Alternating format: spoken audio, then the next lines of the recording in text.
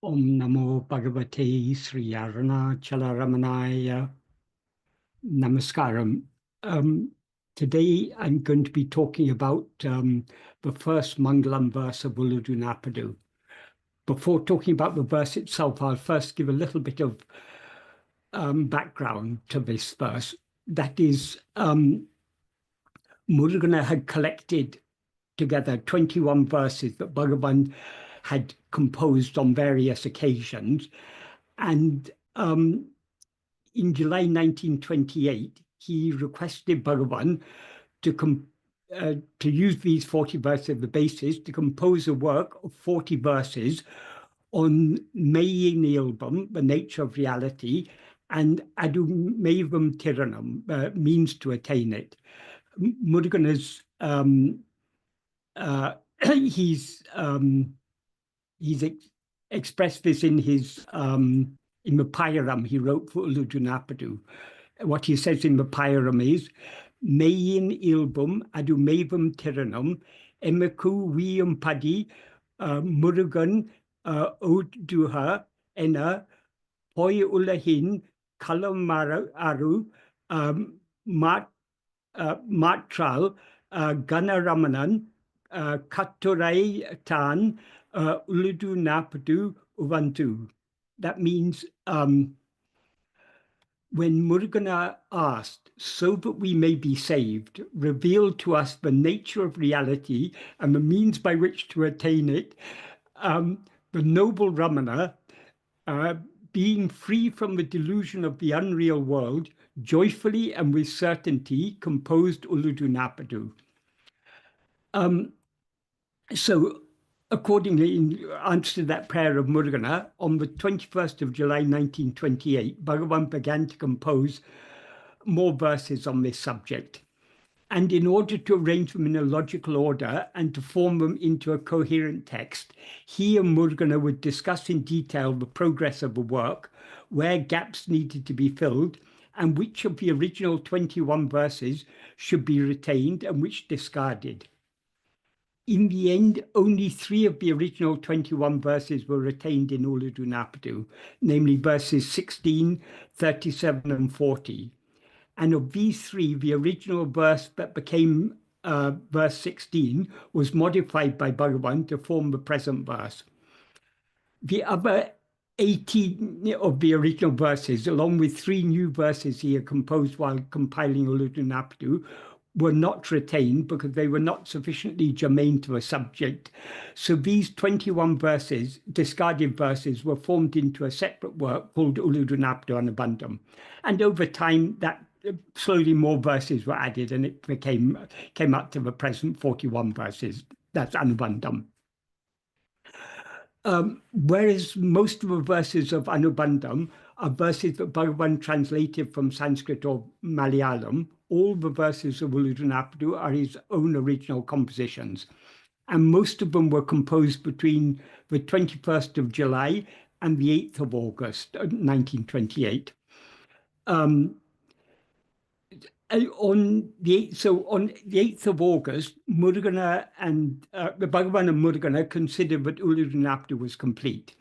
And at that time, it consisted of text or nul of 40 verses in Vemba meter, each comprised of 4 lines, with one Mangalam verse, benedictory verse, which was a Kurul Vemba, a 2-line Vemba, and which is now the last 2 lines of the first Mangalam verse. So that was on the 8th of August. However, 3 days later, on the 11th of August, Kavyaganta Ganapati Sastri was informed that Bhagavan had composed a new work, so he asked to see it. And on glancing at it, he asked why the Mangalam verse was not a 4-line one like all the others. Bhagavan then explained to him that it was actually composed in the same meter, but just a briefer version of it. And that Tirukural, which is the best known and one of the most highly revered classics of ancient Tamil literature, consists entirely of such Kurul Vembas, because it is particularly suited to expressing aphorisms. However, Kavyaganta persisted, saying that since it is the same meter, it would be better if it consisted of 4 lines like all the other verses. So Bhagavan looked at Murugana, who suggested that the meaning could be made more clear if he were to compose 2 more lines before these 2. And hence Bhagavan composed the first 2 lines of the first Mangalam verse, and therefore thereby transforming it into a 4-line Vemba. Kavyaganta then asked Bhagavan to explain the meaning of these 4 lines, and when he found that they made no direct mention of God, he remarked that a Mangalam verse should praise God or invoke his blessings, and suggested that Bhagavan should therefore compose another verse as the Mangalam instead of this one. Bhagavan replied, however, that was not necessary because this verse was appropriate to the aim and purpose of Alludu Narpadu, namely to elucidate the nature of reality and the means to attain it. Kavyaganta then read the whole work and found that only one verse mentioned the name of God, namely Mahesan, which is the name of Shiva. So he suggested that would be a more suitable verse to have as the Mangalam.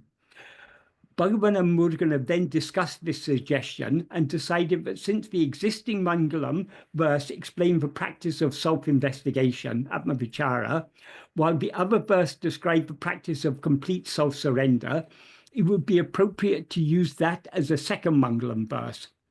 Therefore, since that left only 39 verses in the main text, Bhagavan composed and added one more verse, namely verse 31. And thus, on the 11th of August, 1928, Alludu Narpadu was complete in its present form. So that's the story, but I mean, the context in which Bhagavan composed this. So, as I explained, Bhagavan, when he first composed this Mangalam verse, he first composed just the last 2 lines. So, to understand this verse, it's good to actually begin with the last 2 lines to see how Bhagavan first composed it. The last 2 lines are Ulla Porul Ulla Levan, Ulla Te Ulla Padi, Ulla De Ullal Una. That's basically a Q&A, a question and answer. Bhagavan poses a question and gives an answer. The question he asks is, the question he asked was, Ulla Porul, Ulla Levan, Ullal. That means, Ulla Porul means the being substance or being substance or existing substance. Evan means who, or it can also mean how. In this context, how is actually a better meaning. It can mean either, but how is the main meaning here, but it can also be taken as who. And ullal means thinking. It can also mean thinking. It can also mean meditating or investigating. In this context, the main meaning is meditating. So the question is, how to meditate on the Ullaporul, the being substance, the one thing that actually exists, the underlying, the substance in the sense of the reality underlying the appearance of all other things. How to meditate on that, or how to think of that. And then the answer is Ullate, Ullapadi, Ullade, Ullal. That means Ullate means in the heart. Ullapadi means as it is. Ullade means being, or only being. That is, Ulladu means being. Ullade, the A is an intensifier that gives the sense of only or alone. So being alone in the heart as it is, Ullal, is thinking. In other words, that is meditating. So basically this verse is about Brahma Dhyana, meditating on Brahman, how to meditate on Brahman. So Bhagavan asks the question and then gives the answer. The only way to meditate on Brahman is to be as it is in the heart. So that was the original, the verse as Bhagavan originally composed it. Then when on the as suggested first by Kavyaganta and then backed up by Murugan, Bhagavan then composed two more lines at the beginning.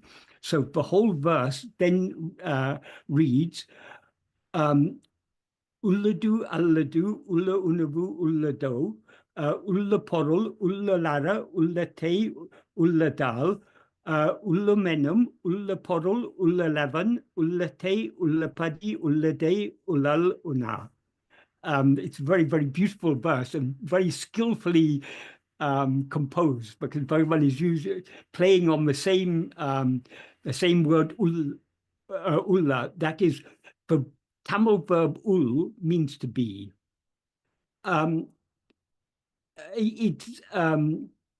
It's a tenseless verb.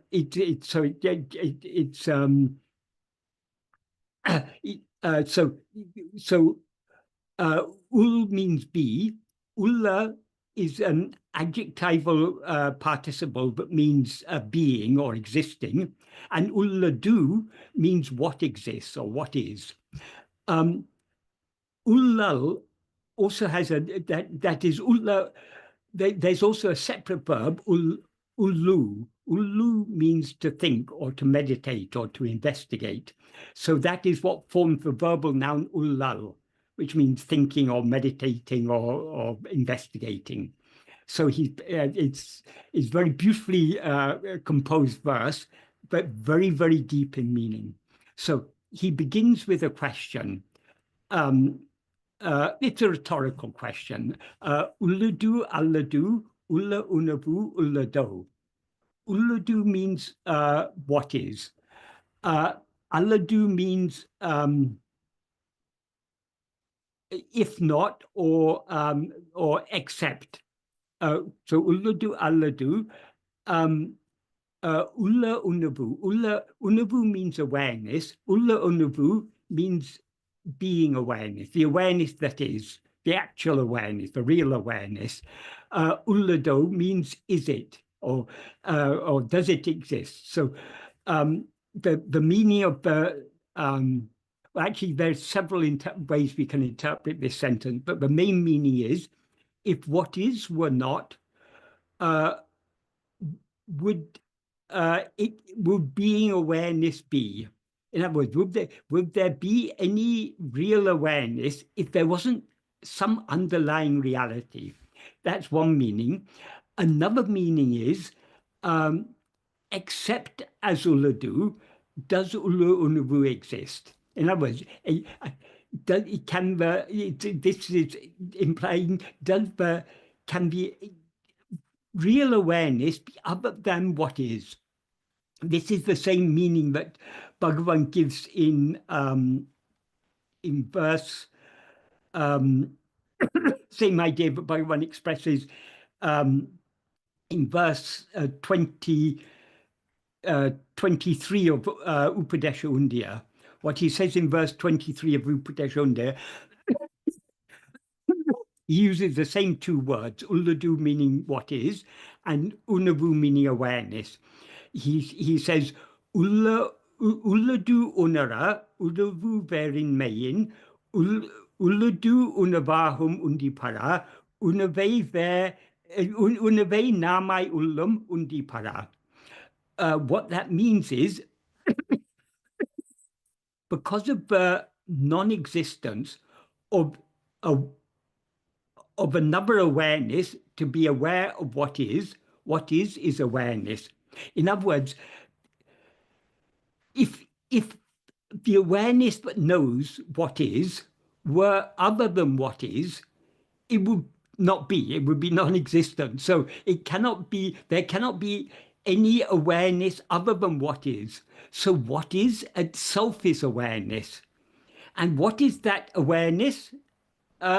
in the final sentence, he says, Unave namai ulam, that awareness alone exists as we.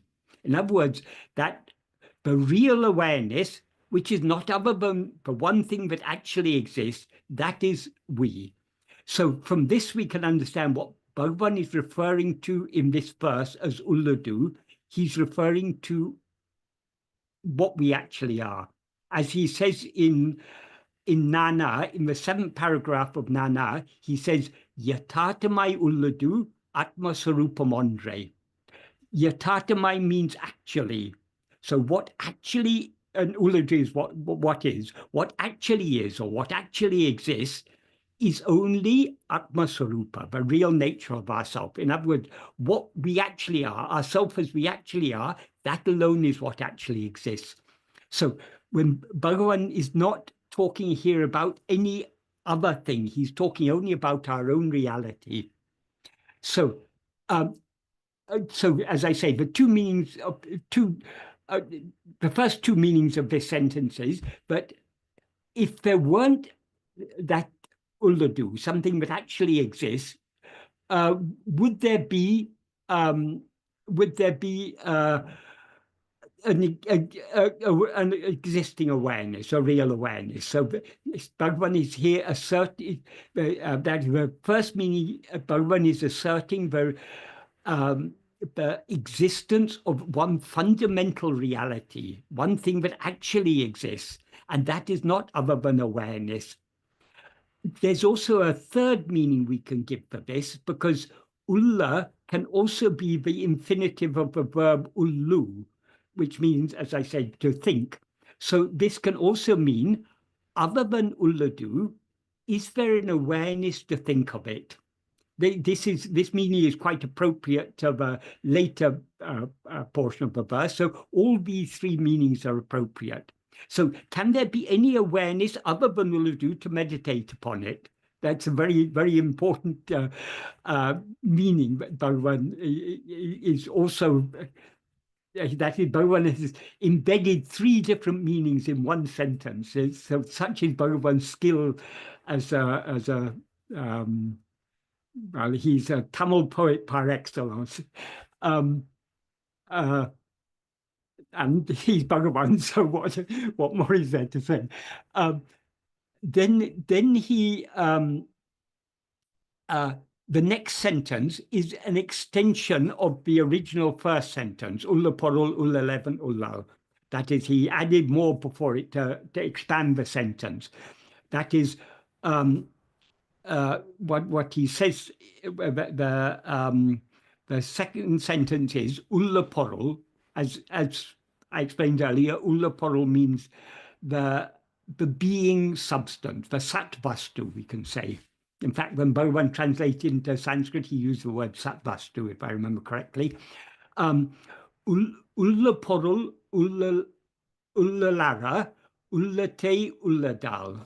That's the first clause. That means since the Ulla Porul, the existing substance, the Satvastu, exists in the heart, Ullalara, without thought, beyond the range of thought, it implied. Ullalara literally means without thought. Ullamenam,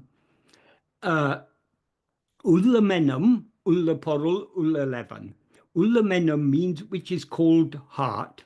So, and then the rest of the sentence is the same. Ulla Porul, Ulla Levan.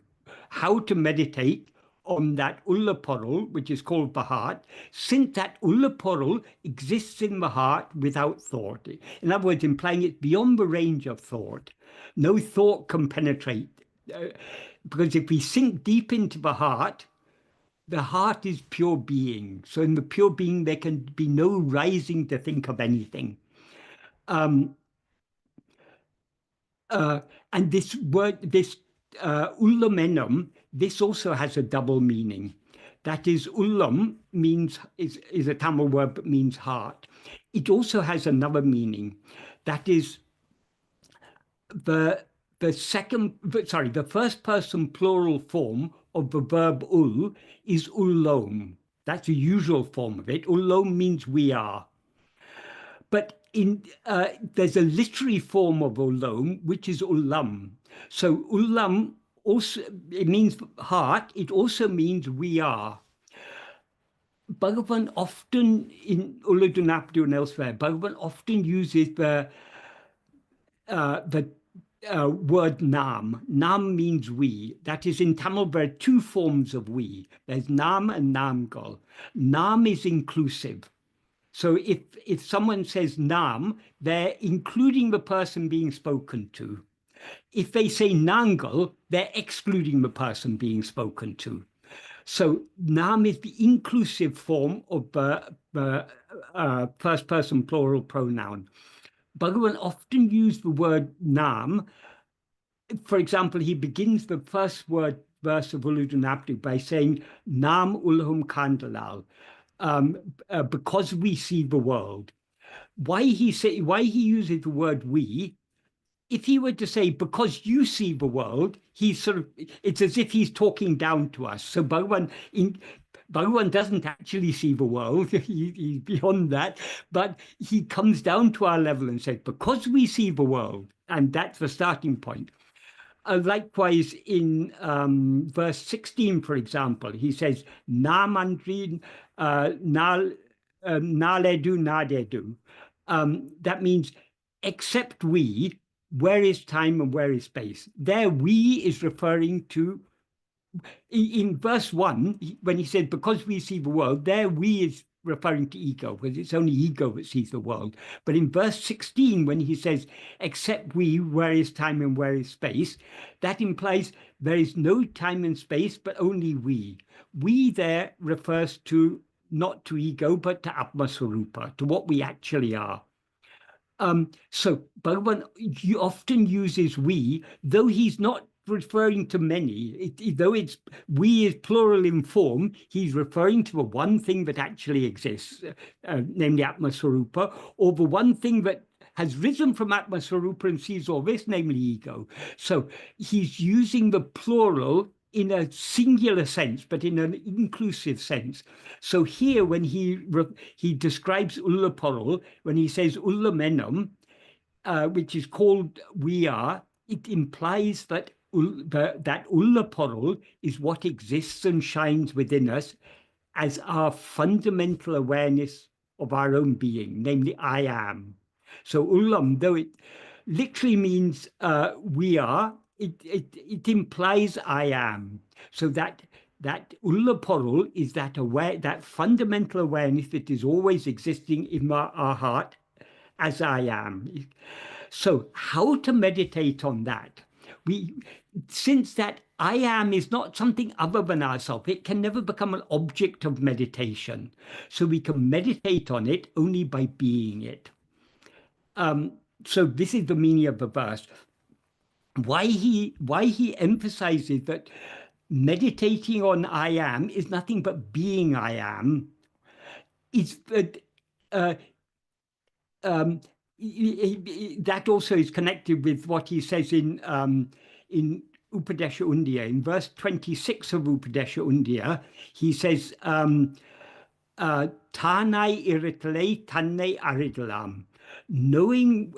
Being oneself alone is knowing oneself. Tanirendachadal, because oneself is devoid of two. That is, there are not two selves, one self to meditate on another self. That is, because what we actually are is awareness. Awareness knows itself not by any act of knowing, but just by being itself. That is, to know anything other than ourself is an act of knowing. It's a mental activity. Knowing anything other than ourself is a mental activity. But knowing ourself is not a mental activity because we are awareness. And just by being awareness, we know awareness. So it's the nature of self-knowledge is quite unlike any other knowledge. Knowing anything other than ourselves is a doing, an action, whereas knowing ourselves is just a state of being.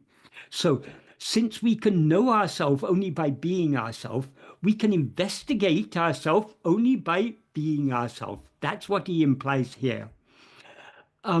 Before I go on to explain this in more detail, I'd just like to mention that Bhagavan uh, um, Bhagavan this is the only verse of Alludu Narpadu that Bhagavan translated into Sanskrit, and he translated it into Sanskrit in Vemba meter at the request of Lakshman Sharma. If there's time, I'll explain more about that later, but that's a secondary thing. The main thing is this is Bhagavan's Sanskrit translation of this verse, and it's a very exact translation.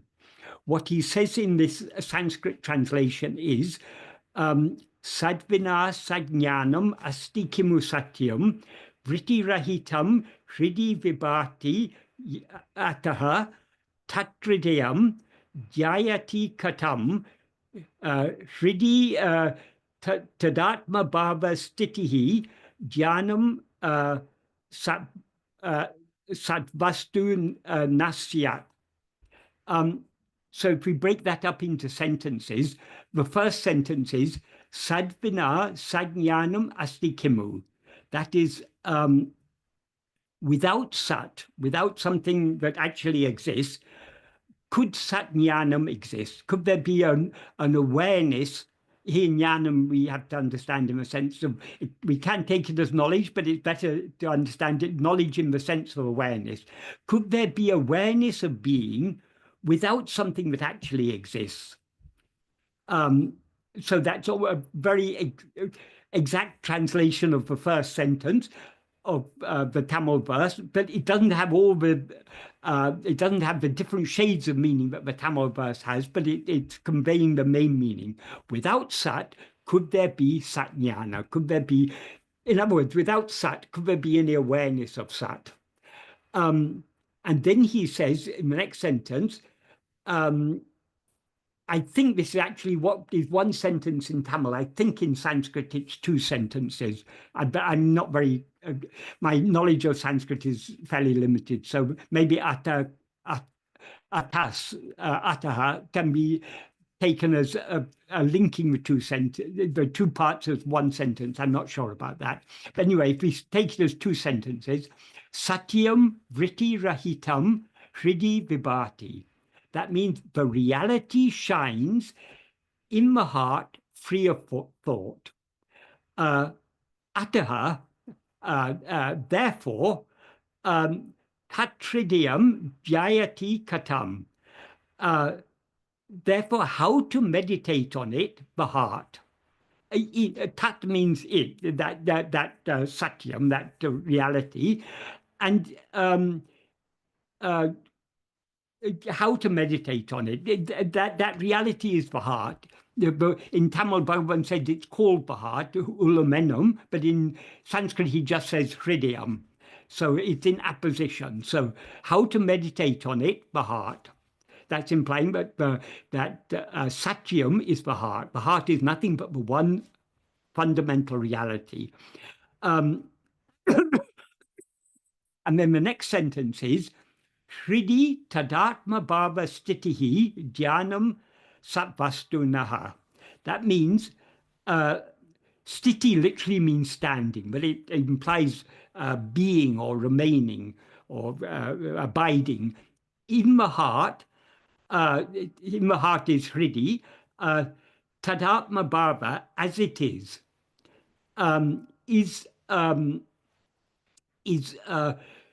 meditating on that satvastu, the jnanam satvastu naha. And then he ends with the word syat.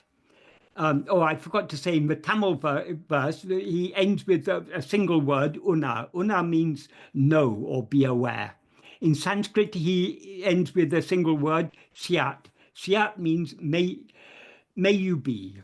In other words, may you be thus.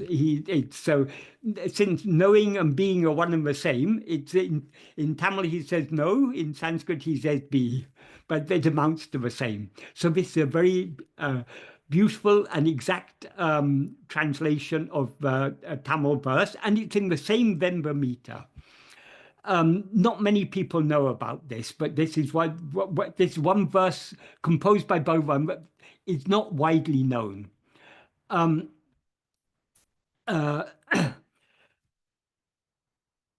so yes, so coming back to the Tamil verse, which means the same as the Sanskrit verse, what does he mean when he says ullate ullapadi ullade ullal, being in the heart as it is? What do you mean by ullapadi, as it is? Um, well, being in the heart, we can be what is the heart means what is heart means the center.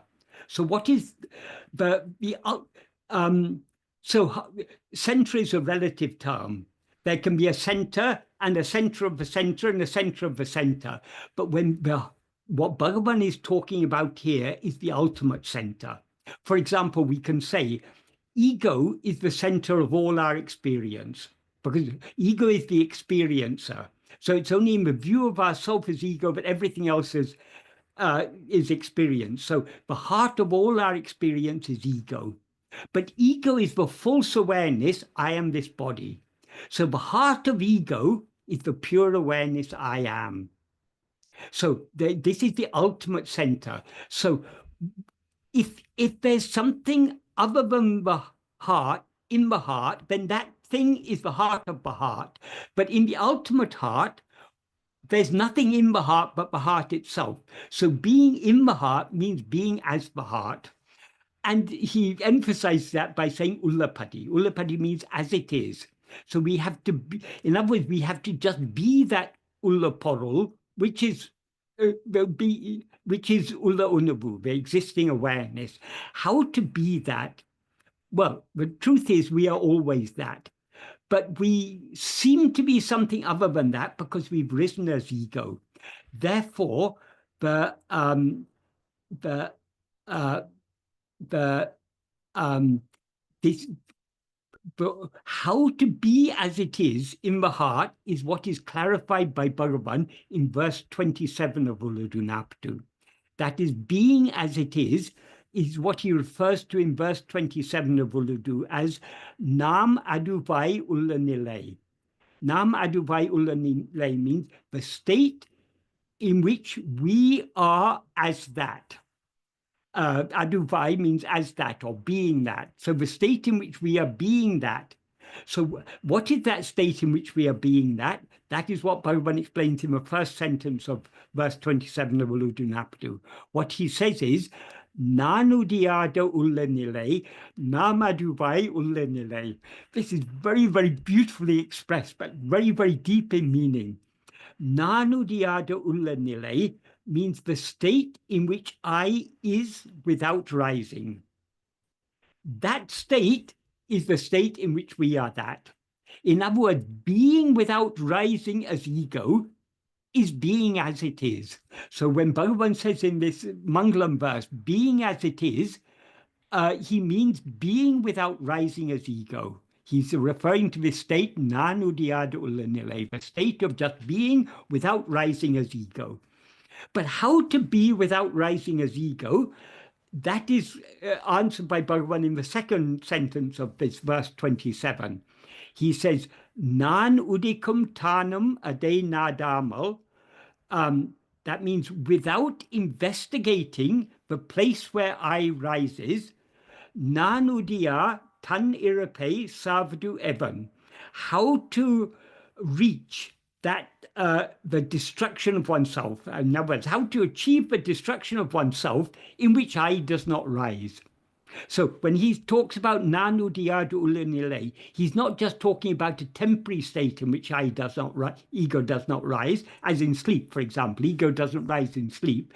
But that's only a temporary state. He's talking about the state in which I never rises. And that is what he describes here as tanirape, the destruction of oneself. In other words, he's talking about the state of manonasa, the complete annihilation of ego. So when he says, without investigating the place where I rises, Bhagavan often uses the words that mean place. In Tamil, he usually uses the word idam, but in this case, he uses the word tanam, which is a Tamil form of the Sanskrit word stanam, which means place. Though it literally means place, when he talks about the place from which I rises, he's obviously not talking about a place in time and space or a place in the body. he's using the word place metaphorically to mean the source from which I rises. So what is the source from which ego rises? It can only be from the underlying reality, the Ullaporul, the Ulludu, that which actually exists. In other words, ego rises from Atmaswarupa. That is, ego is the false awareness, I am this body. That arises from the real awareness, I am. So the place where I rises is nothing but Satchit, that fundamental awareness of being, I am, or being awareness, I am.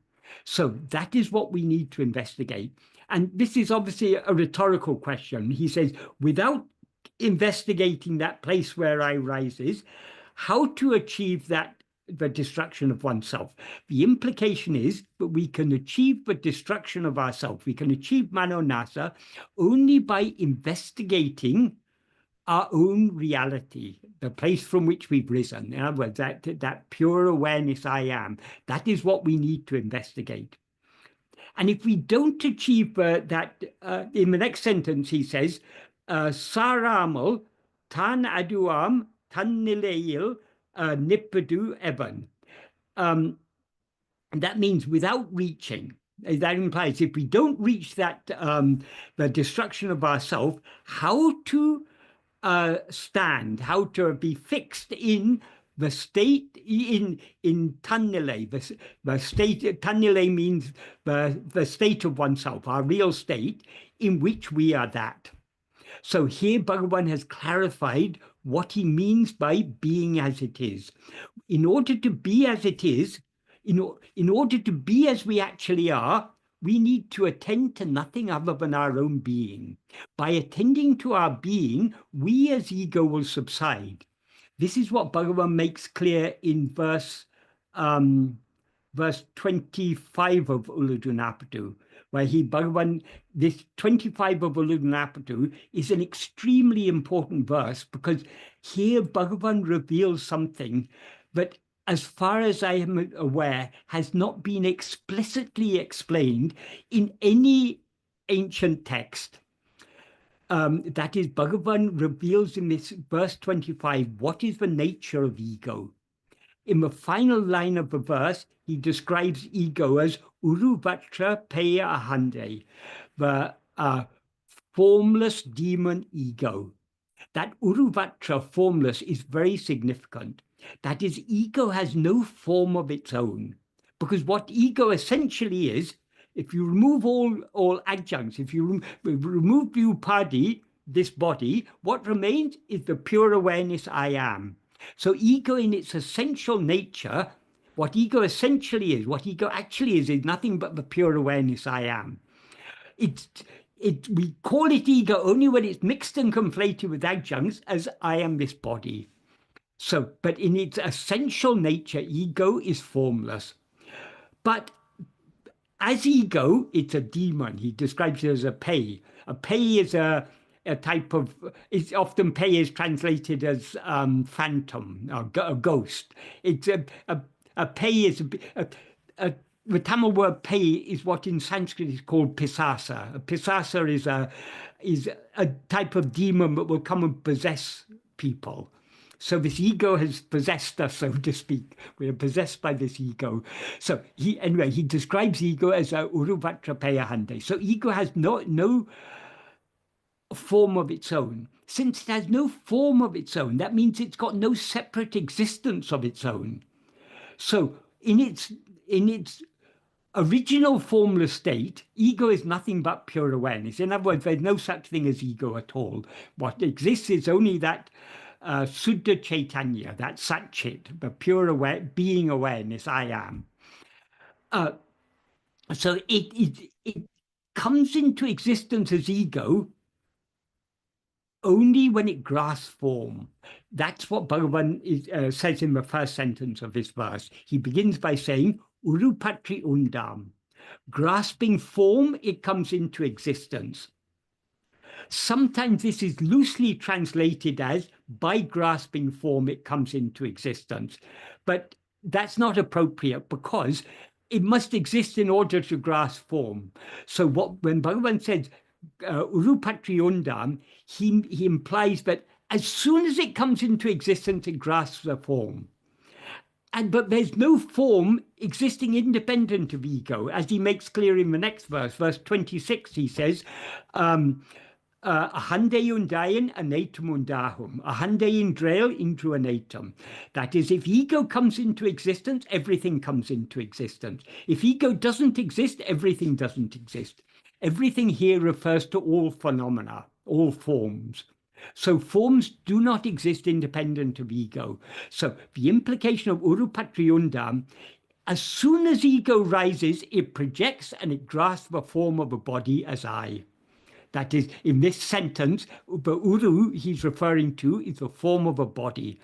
And as Bhagavan says in verse 5 of Alludu Narpadu, Udal Pancha Kosa Uru, the body is a form of 5 sheaths. So he's not just referring to the physical form of the body, but the form of 5 sheaths. So the 5 sheaths are the physical form of the body, the Annamaya Kosha, the life that animates the body, the Pranamaya Kosha, the mind that operates within the body, the mind, intellect and will that operate in the body. The mind is a Manomaya Kosha, the intellect is the Vijnanamaya Kosha, and the will is the Vijnanamaya Kosha. That's all the vasanas that give rise to the likes, dislikes, desires, and attachments. That's what is called Chittam, or also the Anandamaya Kosha, or Karana Sarira, because that's the cause of everything else. That is, ego is the root cause, but everything else is caused by the expansion of the vasanas.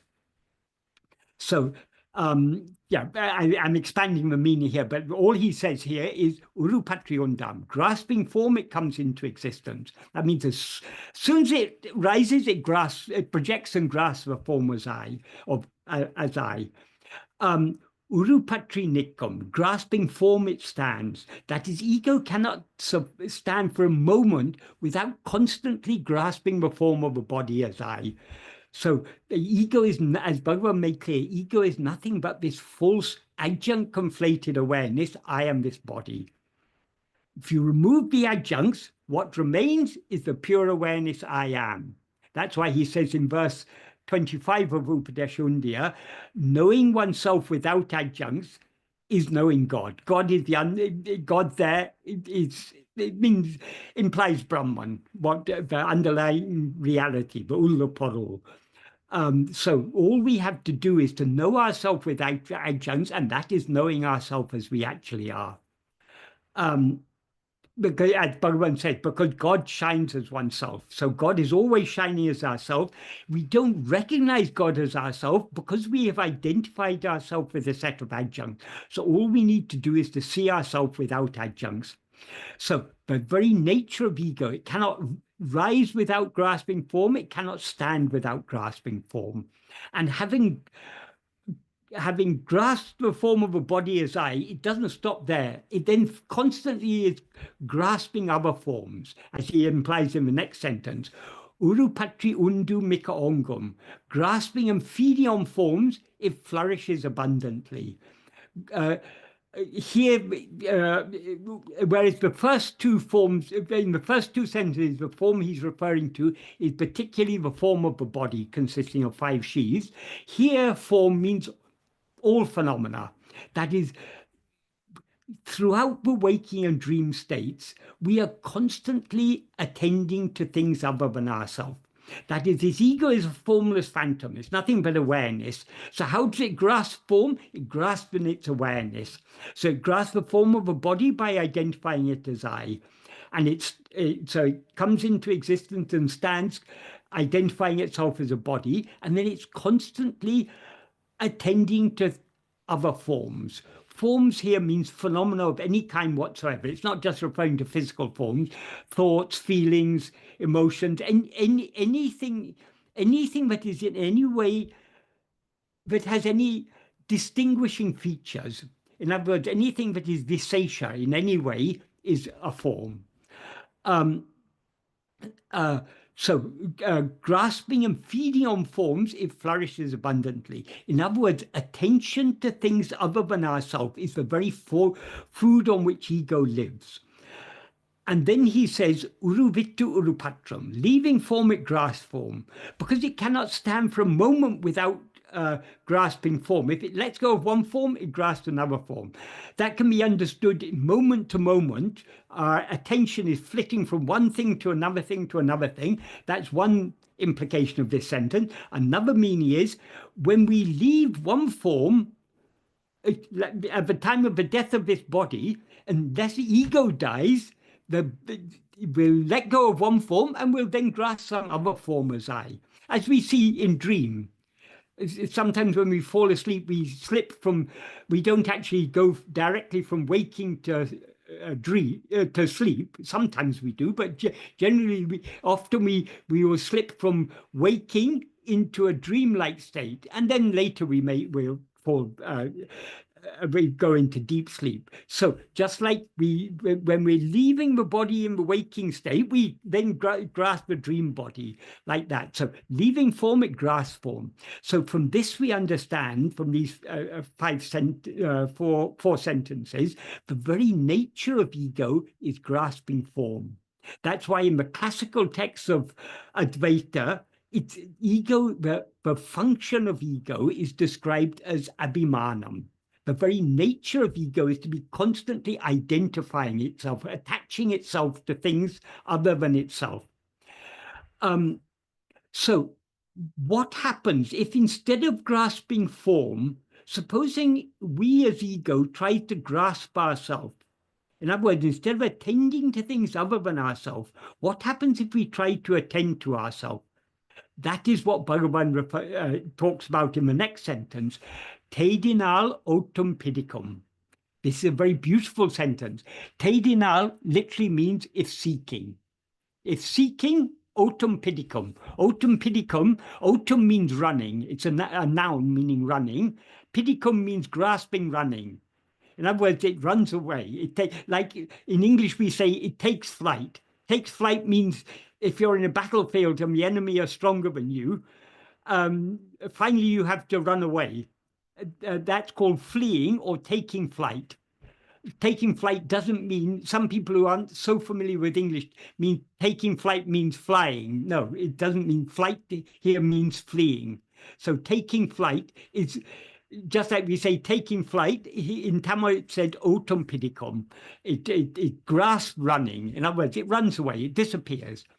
Bhagavan illustrated this with various analogies, such as the best known one is the story of the bridegroom's friend, who wasn't really the bridegroom's friend at all, but who was a wayfarer who posed as the bridegroom's friend. And he had a very good time for 5 days during all the wedding celebrations until people started to inquire about who he is. And then he slipped away, he ran away. So such is the nature of this ego. Ego will be dancing around, grasping this and grasping that, until we turn back to look and see what is this ego. When we turn back to look at this ego, Manamena Mondrile, as he says in verse 17 of Upadeshundya. In verse 17, he says, verse 17 of Upadeshundya, that is, he says, Manatin uruve maravatu chava manamena mondrile undipara. That is, if we, or when we investigate the form of the mind without forgetting, that is, without pramada, without allowing our attention to be diverted away from anything else, there's no such thing as mind at all. That is, we seem to be, here, their mind, it implies ego. We seem to be ego so long as we're attending to anything else. But if we try to turn our attention back and see, who am I, this ego? There's no such thing as ego to be found. So, as Bhagavan says, Tedinal otum pidicum. If sought, it takes flight. Tedinal literally means if seeking. It doesn't say who is seeking what, but the implication is if ego seeks itself, if it seeks to know its own reality, if it seeks to know who am I, it will run away, it'll disappear.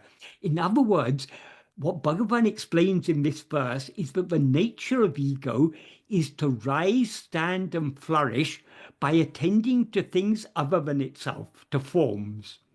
But if it tries, instead of attending to forms, if it tries to attend to I, who am I? To whom do all these forms of these thoughts appear? If we turn our attention back towards ourselves, this ego will subside. So this is a very, very precious truth Bhagavan has given us, because if we understand this, we will understand how that ego is the root of all problems. And in order to curb the rising of ego, all we have to do is to attend to ourselves, to turn our attention back to ourselves. To the extent to which we attend to ourselves, to that extent we as ego will subside. The more we attend to ourselves, the more we subside. And when we attend to ourselves exclusively, we dissolve forever back into our source. That's what Bhagavan implies by Tedinalotam Pidikam. So since the nature of ego is such, this explains why Bhagavan says in that verse 27, 2 verses later, in the second sentence, Nanodikum tanum ade nadamal, nanudia tanirape savadu evan. How to achieve the annihilation of oneself, in which I does not rise, if we do not, without investigating the place where it rises. In other words, the only way to